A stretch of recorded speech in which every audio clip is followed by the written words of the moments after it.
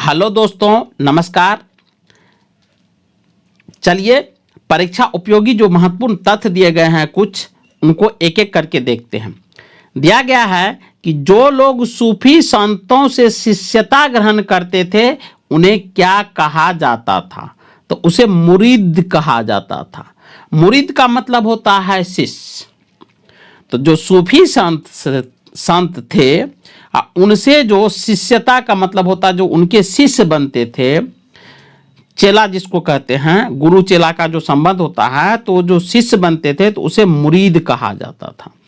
चलिए आगे बढ़ते हैं। सूफी जिन आश्रमों में निवास करते थे उन्हें क्या कहा जाता था? तो खानका या मठ कहा जाता था। यानी सूफी लोग जिस घर में निवास करते थे, आश्रमों में निवास करते थे, उन्हें या तो खानका कहा जाता था और या उसको मठ कहिए, मठ भी कहा जाता था। इंपॉर्टेंट प्रश्न है। नेक्स्ट है, प्रारंभिक सूफियों में प्रमुख थे राबिया व मंसूर। राबिया और मंसूर जो थे ये प्रारंभिक सूफियों में से एक संत थे।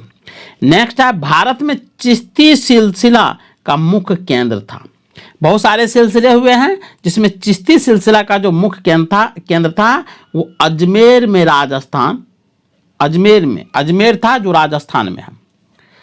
नेक्स्ट है, बाबा फरीद का संबंध किस सूफी सिलसिले से था तथा उनकी रचनाएं किस ग्रंथ में शामिल है? तो बाबा फरीद का जो संबंध था वो चिश्ती सिलसिले से ही था और उनकी जो रचनाएं हैं वो गुरु ग्रंथ साहिब में शामिल है। अब आप लोग कमेंट करके बताएंगे कि गुरु ग्रंथ साहिब जो ग्रंथ है वो किस धर्म से जुड़े हुए हैं। चलिए आगे बढ़ते हैं। करा किस सूफी संत ने अपने जीवन काल में दिल्ली के 7 सुल्तानों का शासन देखा था? बहुत ही इंपॉर्टेंट प्रश्न है, याद रखेंगे। तो इसका नाम था हजरत निजामुद्दीन औलियो। हजरत निजामुद्दीन औलियो, और इसकी दरगाह भी दिल्ली में है। नेक्स्ट है, चिश्ती सूफी संत हजरत निजामुद्दीन औलियो तथा हजरत अलाउद्दीन साबिर किसके शिष्य थे? तो ये चिश्ती संत थे, चिश्ती सूफी संत थे हजरत निजामुद्दीन औलियो तथा हजरत अलाउद्दीन साबिर, और ये शिष्य थे बाबा फरीद के शिष्य थे। बाबा फरीद के शिष्य थे। नेक्स्ट है कि बाबा फरीद किस सूफी संत के शिष्य थे? अब देखिए बाबा फरीद किसके संत थे सूफी? तो बख्तियार काकी के संत थे बाबा फरीद। नेक्स्ट है, शेख सलीम चिश्ती, अमीर खुसरो तथा अमीर हसन देहलवी किस सूफी संत के करा है? शेख सलीम चिश्ती, अमीर खुसरो तथा अमीर हसन देहलवी किस सूफी संत के शिष्य थे? तो निजामुद्दीन औलियो के शिष्य थे। नेक्स्ट है, भक्ति आंदोलन की कितनी धाराएं थी? तो 2। एक तो निर्गुण था, एक सगुण था। आप लोग कमेंट में निर्गुण जो महत्वपूर्ण संत थे उनके 2 के नाम और सगुण जो महत्वपूर्ण संत थे उनके 2 के नाम जरूर बताएंगे। नेक्स्ट है, रामानुज का जन्म कहाँ हुआ था? तो श्री पेरुमुदूर में। रामानुज का जन्म कहाँ हुआ था? श्री पेरुमुदूर में। नेक्स्ट है, रामानुज ने अपना आराध्य किसे माना था? आराध्य का मतलब होता है सर्वोपरि, जिसमें वो विश्वास करते थे।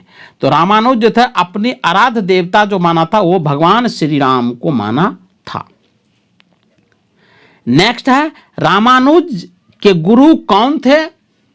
रामानुज के गुरु कौन थे जिसने वेदांत का प्रशिक्षण प्राप्त किया था? तो रामानुज के गुरु जो थे वो थे कांची के यादव प्रकाश। तो रामानुज के गुरु कांची के यादव प्रकाश थे और जिसने वेदांत का ज्ञान प्राप्त किया था, ट्रेनिंग लिया था, प्रशिक्षण प्राप्त किया था वेदांत दर्शन का। नेक्स्ट है, रामानंद का जन्म कहाँ हुआ था? तब प्रयाग में। प्रयाग किसको कहा जाता था? पहले इलाहाबाद को प्रयाग कहा जाता था। नेक्स्ट है, रामानंद ने रामानुज की तरह किस मोक्ष का एकमात्र साधन स्वीकार किया? तो रामानंद ने रामानुज के तरह, रामानुज और रामानंद दोनों ने मोक्ष का एकमात्र साधन स्वीकार किया था भक्ति को। उनका मानना था कि ईश्वर की भक्ति करने से मोक्ष की प्राप्ति मिल जाती है। नेक्स्ट है, रामानंद ने किसे अपना आराध्य माना, यानी अपना सर्वोपरि देवता माना? तो राम सीता को अपना आराध्य माना था। नेक्स्ट है, रामानंद के प्रमुख शिष्य कौन थे? तो रैदास, कबीर, धन्ना, सैना, पीपा। रामानंद के जो प्रमुख शिष्य थे उसमें रैदास, कबीर, धन्ना, सैना, पीपा ये प्रमुख थे। नेक्स्ट है कि कबीर दास का जन्म कहाँ हुआ था? तो वाराणसी, यानी उत्तर प्रदेश के बनारसी कहिए या वाराणसी कहिए, जहां से वर्तमान में नरेंद्र मोदी जो भारत के प्रधानमंत्री है ये सांसद है। तो यहां कबीर का जन्म हुआ था। नेक्स्ट है, कबीर के गुरु का नाम क्या था? तो कबीर के जो गुरु थे वो रामानंद कबीर के गुरु थे। नेक्स्ट है, कबीर के अनुयायी क्या कहलाए? तो कबीर के अनुयायी कबीरपंथी कहलाते हैं। कबीर की जो अनुयायी थे यानी उनकी विचारधारा को जो मानने वाले थे, उनके जो शिष्य थे वो कबीरपंथी कहलाते हैं। तो चलिए आज के लिए बस इतना ही, मिलते हैं नए वीडियो के साथ, तब तक के लिए जय हिंद।